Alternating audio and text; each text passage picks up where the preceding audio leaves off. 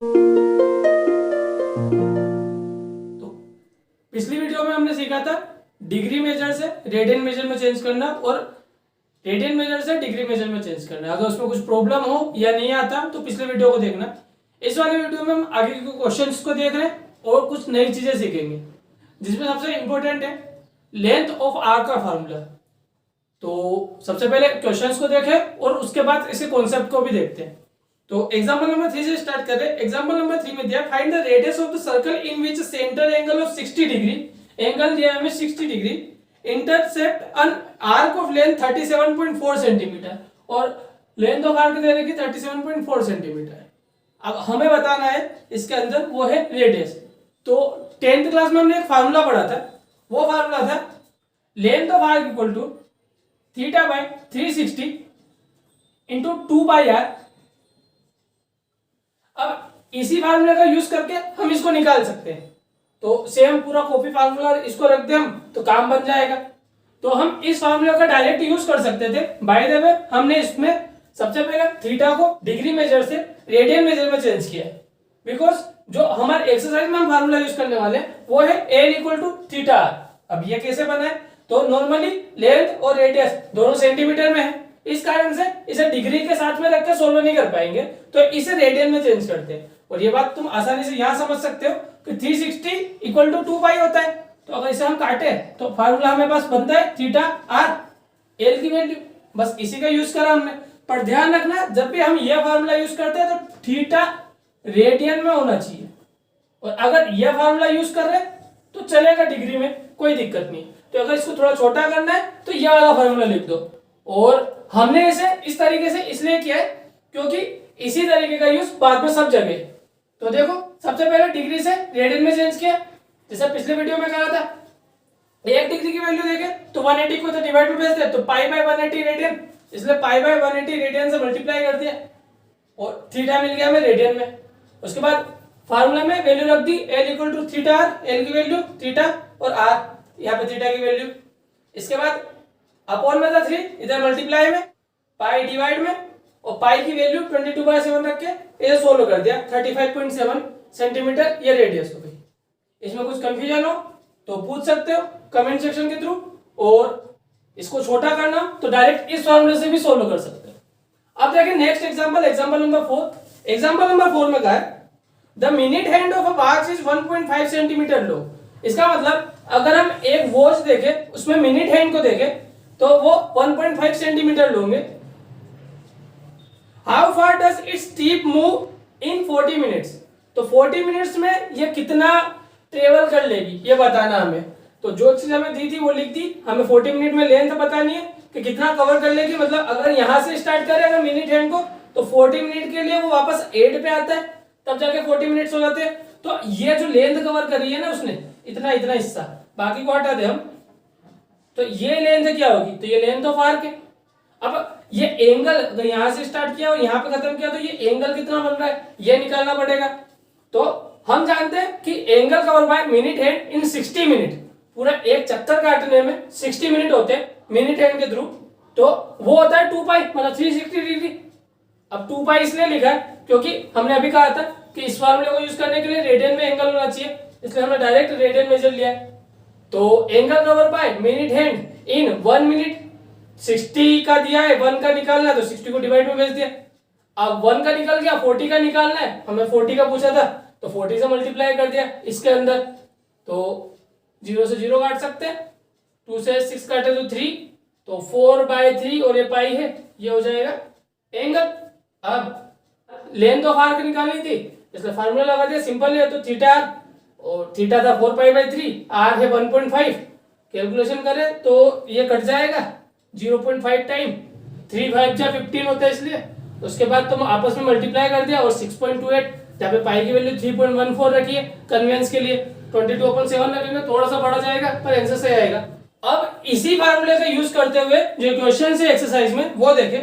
तो एक्सरसाइज 3.1 का question number 3 है a wheel make 360 revolution in 1 minute. तो ये बात हमने यहाँ पे नोट कर ली, और 1 मिनट मतलब होता है 60 सेकंड, क्योंकि आगे बोला कि through how many radian does it turn in 1 second. कितना रेडियन घूम जाएगा वो 1 सेकंड के अंदर। सेकंड में बात है, इसलिए 1 मिनट को अगर हम सेकंड में चेंज करें तो हो जाएगा 60 सेकंड। तो revolution in 60 second equal to 360। तो रिवॉल्यूशन इन 1 सेकंड 60 का दिया है, 1 का निकालना है तो डिवाइड कर दिया 60 का, तो 1 का निकल जाएगा 6 रिवॉल्यूशन। अब हमसे पूछा था कि वो कितने रेडियन घूम रहा है, तो अगर ये पता पड़ जाए कि एक चक्कर में, देखो यहाँ पे 6 चक्कर घूम रहा है, वो रिवॉल्यूशन मतलब वो कुल मिला के कुल ऐसे चक्कर कितने काट रहा है, तो वो 6 चक्कर है। तो एक चक्कर में कितना एंगल बनता है, तो ये तो हम जानते हैं, ये टोटल होता है 360 का। और हमें क्वेश्चन में बोला रेडियन में, इसलिए हमने उसे 2 पाई लिखा है 360 डिग्री के बजाय, और 6 रिवॉल्यूशन का निकालना है, इसलिए 6 का मल्टीप्लाई कर दिया 2 पाई में, आंसर आ गया 12 पाई। ओके, अब क्वेश्चन नंबर 4 देखें। क्वेश्चन नंबर 4 है, find the degree measure of the angle subtend at the centre of a circle of radius 100 centimetre bye an arc of length 22 centimetre. तो रेडियस हमें दिया 100 centimetre, arc of length 22 centimetre, और degree major निकालना है angle का। तो angle find करना है तो सिंपल है, पर ध्यान रखो इस वाले फार्मूले से रेडियन में आंसर आएगा। तो अगर डिग्री मेजर निकालना है तो डायरेक्ट या तो ये वाला फार्मूला यूज कर लो, अगर ये वाला फार्मूला यूज करते हो L equal to R theta, तो कैलकुलेशन के बाद उसे चेंज करना पड़ेगा हमें डिग्री में। तो देखें L equal to R theta, L की वैल्यू 22, R की वैल्यू 100 और थीटा निकालना है, इसलिए 100 को इधर वैसे डिवाइड में जाएगा 22 अपॉन 100, और रेडियन है डिग्री में चेंज करने के लिए यहाँ पे देखें हम तो 1 रेडियन इक्वल टू हो जाएगा, पाई को इधर भेजना पड़ेगा तो 180 अपॉन पाई, इससे मल्टीप्लाई करना पड़ेगा, और पाई की वैल्यू होती है 22 अपॉन 7, इसलिए 22 से काट देंगे। यहाँ पे 100 और 180 को सोल्व कर सकते हैं, 2 5 जा 10 और 2 9 जा 18, तो 9 इंटू 7, जो 22 अपॉन 7 था उसका 7, और यहाँ पे अपॉन में 5, और इसके बाद कैलकुलेशन करें तो 63 अपॉन 5 डिग्री है। और पिछले वीडियो में हमने रेडियन से जब डिग्री में चेंज करना सीखा था, तब देखा था कि कुछ बच जाता है फ्रैक्शन में, तो उसे हम डिग्री से छोटे वाले यूनिट में चेंज करते हैं, मतलब मिनट में, और 1 डिग्री में 60 मिनट होते हैं, इस कारण से जो बच रहा था उसमें 60 का मल्टीप्लाई किया तो वो मिनट में चेंज हो गया, जो कि थे 36 मिनट। तो टोटल आंसर हो गया 12 डिग्री 36 मिनट। ओके, अब देखिए क्वेश्चन नंबर 5 को। क्वेश्चन नंबर 5 में पूछा है, in a circle of diameter 40 centimetre, diameter note कर लिया और डायमीटर की हेल्प से रेडियस निकाल दी 20 सेंटीमीटर, द लेंथ ऑफ कोड इज 20 सेंटीमीटर। इस बार लेंथ ऑफ कोड दी है, तो थोड़ा सा फिगर बना के देख लेते हैं। सर्कल के अंदर अगर लेंथ ऑफ कोड 20 सेंटीमीटर माने हम, और रेडियस भी 20 सेंटीमीटर है, find the length of minor arc of the code. Minor arc निकालना है, तो माइनर आर्क की लेंथ निकालने के लिए लेंथ ऑफ आर्क का फॉर्मूला है हमारे पास L equal to theta R. तो इसके लिए हमको थीटा और आर की जरूरत है, रेडियस हमारे पास है, हमें एंगल की जरूरत है ताकि हम L निकाल सके। तो अगर इस फिगर को थोड़ा सा ध्यान से देखें तो रेडियस 20 सेंटीमीटर है, कोड की लेंथ 20 सेंटीमीटर है, और अगर इन दोनों पॉइंट को जोड़ूं तो ये भी रेडियस होगी और ये भी 20 सेंटीमीटर हो जाएगी, और ये तीनों मिलके इक्विलेटरल ट्रायंगल बना रहे जो हमने यहाँ लिखा है। और इक्विलेटरल ट्रायंगल के सारे एंगल 60 डिग्री के होते हैं, इस कारण से जो सेंटर एंगल है वो भी 60 डिग्री का हो जाएगा, थीटा इक्वल टू 60 डिग्री। अब इसको रेडियन में चेंज करके L equal to theta R लगा दे तो सोल्व हो जाएगा, या अगर डिग्री में है तो डिग्री वाला फार्मूला यूज कर लेते हैं। तो डिग्री वाला फार्मूला हमने डायरेक्ट यूज कर लिया, तो हमको अलग से चेंज करने की जरूरत नहीं पड़ेगी। तो थीटा की value 60 upon 360 into 2 pi, R की वैल्यू है 20 सेंटीमीटर।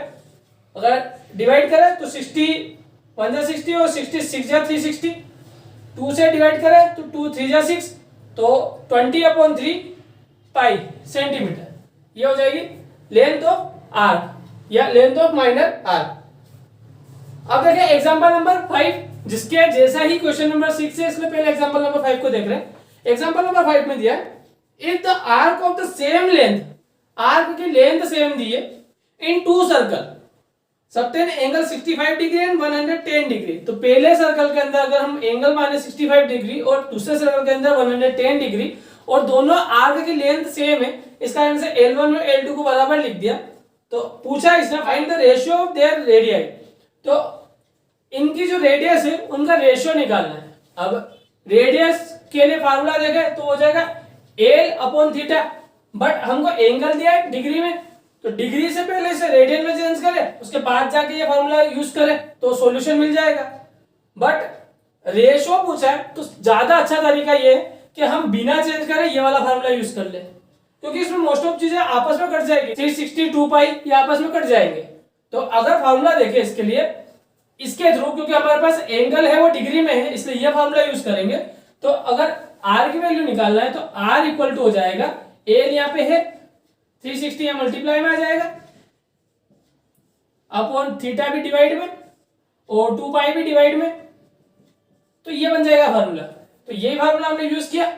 अब यहाँ देखो 360 से 360 डिवाइड हो रहा है, 2 पाई से 2 पाई डिवाइड हो रहा है, L1 और L2 दोनों बराबर है, तो ये बात हम बता सकते हैं L1 इक्वल टू L2 है, इस कारण से L1 से L2 डिवाइड हो जाएगा। अब अपॉन में थीटा 1 बचा तो वो नीचे उतर जाएगा और थीटा 1 की वैल्यू थी 65, तो अपॉन में हो जाएगा 65 और डिवाइड के भी डिवाइड में है थीटा 2 मतलब 110, इसलिए वो ऊपर आ जाएगा न्यूमरेटर में, तो 110। अगर इसे डिवाइड करें 5 से तो 13 टाइम में 65 आ रहा है और 22 टाइम में 110, तो 22 अपॉन 13 ये आंसर आ रहा है। तो दोनों रेडियस का रेशियो 22:13 हो जाएगा। और इसी का 2 को भी क्वेश्चन दिया है, क्वेश्चन नंबर 6 एक्सरसाइज 3.1 का, जिसमें पूछा है if in a 2 circle arc of same length, इसमें भी आर्क ऑफ सेम लेंथ है, मतलब लेंथ ऑफ आर्क एक जैसी है, तो लेंथ ऑफ आर्क के लिए हमने L1 इक्वल टू L2 लिख दिया है। इसके अलावा एंगल बोला है 60 डिग्री एंड 75 डिग्री, तो पहले वाले में 60 डिग्री दूसरे वाले में 75 डिग्री माने। Find the ratio of their radian, इसके बाद वापस से इनके रेडियन का रेशियो निकालना है और एंगल डिग्री में दिया है, इसका मतलब उसे रेडियन में चेंज करें या डायरेक्ट ये फार्मूला यूज करें। अगर ये फार्मूला यूज करें दोनों जगह ये यूज होगा, ऊपर नीचे 360 2 पाई आपस में कट जाएंगे ऊपर नीचे से।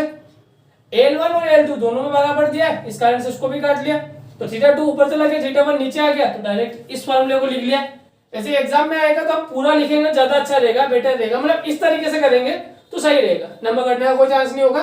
पर शॉर्ट में सोल्व कर रहे हैं तो ये बात ध्यान रख सकते हैं, डायरेक्ट कर सकते हैं, केवल हमको आंसर की जरूरत हो। तो अब थीटा 2 और थीटा 1 की दोनों की वैल्यू पुट करी, 15 के लेवल में दोनों आ रहे, 15 4 जा 60, 15 5 जा 75, 5/4 मतलब 5:4, दोनों रेडियस का रेशियो हो जाएगा। अब एक्सरसाइज के लास्ट क्वेश्चन और इस वीडियो के भी लास्ट क्वेश्चन पे चले, क्वेश्चन नंबर 7, जिसमें पूछा find the length in radian through which a pendulum swing if its length is 75 centimetre.